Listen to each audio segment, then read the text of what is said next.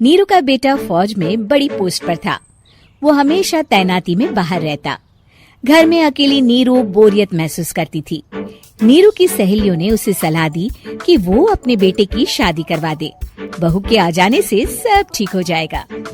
बेटा अपार, तू तो फौज में रहता है, मुझे घर में अकेलापन काटने को दौड़ता है। तू एक काम कर बेटा, शादी कर ले, फिर बहू के साथ मैं घर में आराम से रहूंगी। क्या माँ, मैं जब तक मेजर नहीं बन जाता शादी नहीं करूँगा। तुम कहीं घूमने जाया करो, लेकिन शादी की बात मत करो। इतना कहकर अपार वहाँ से चला जाता है, लेकिन जाते वक्त उसे माँ की भी चिंता रहती है। एक दिन दरवाजे की घंटी बजती है। नीरू दरवाजा खोलती है तो सामने एक सुंदर सी लड़की साड़ी पहनकर सर पर पल्लू रखकर खड़ी होती है। कौन हो तुम बेटा, और तुम्हें किसने भेजा है?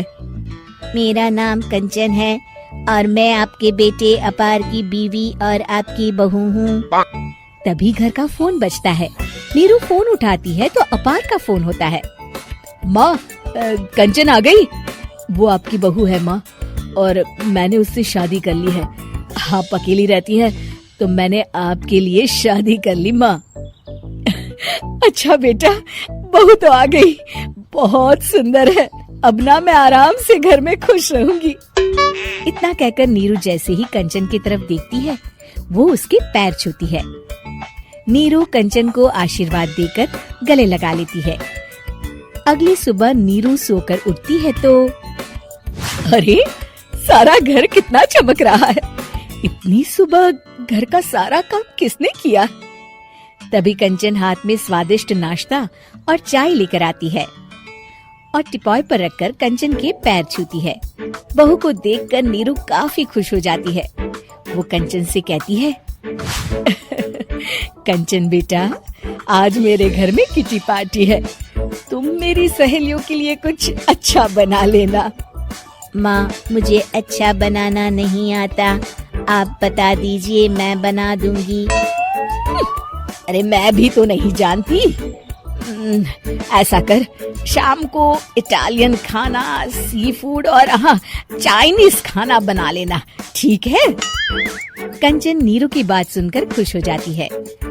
हाँ माँ, मैं तो ये सब बना सकती हूँ, आप चिंता ना करें। शाम को नीरू की सहेलियाँ आती हैं, जहाँ कंचन अकेले बनाए स्वादिष्ट खाना बनाकर खिलाती है। वो सारी सफाई कर सबको खुश कर देती है। कंचन अंदर किचन में जाती है कि तभी नीरू की सहेली बोल पड़ती है।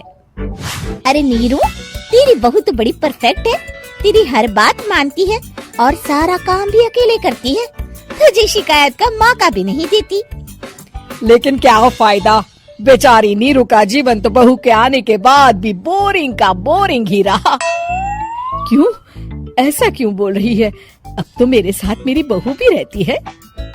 हाँ, रहती तो है, लेकिन मैं ऐसी लड़कियों को बहुत अच्छे से जानती हूँ।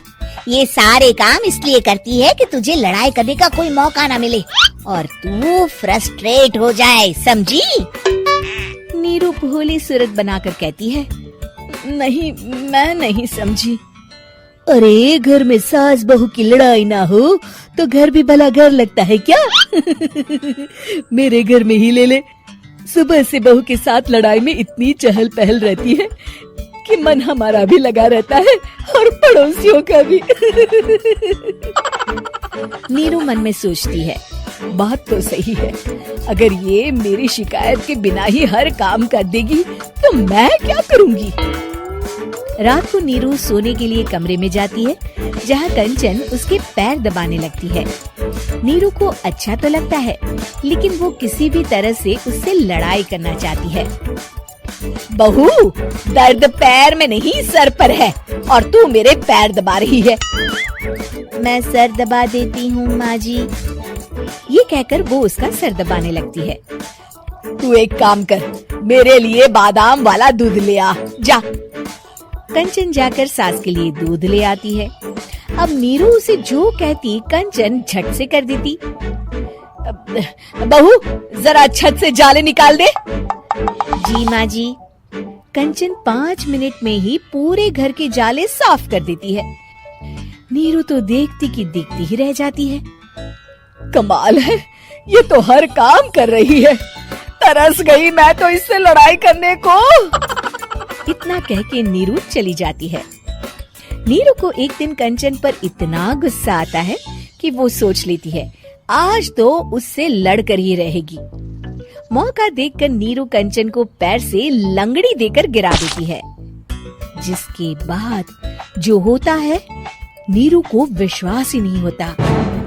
जमीन में 2 भागों पर गिरी कंचन के सारे पुर्जे बिखर जाते हैं। स्प्रिंग और उसके अंदर से रंग बिरंगी लाइट जलने लगती है। तभी घर की घंटी बजती है। नीरू डरकर दरवाजा खोलती है तो सामने अपार खड़ा होता है। क्या हुआ माँ, तुम इतना डर क्यों गई? कंचन ने कुछ किया क्या? कुछ कहा क्या उसने? मैं अभी बताता हूँ। तभी अपार की नजर कंचन पर पड़ती है। अरे माँ, तूने ये क्या किया? कंचन को तोड़ दिया। तुम्हारी खुशी के लिए मैंने रोबोट को तुम्हारी बहू बनाकर भेजा था, जिससे तुम्हारी हर इच्छा पूरी हो और तुम खुश रहो। माँ, ये तो इंसान थी भी नहीं, इससे तो गलती हो ही नहीं सकती थी।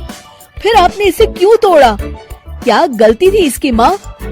बेटा, इसकी सबसे बड़ी गलती ये थी कि ये इंसानों की तरह सांस से लड़ाई नहीं करती थी।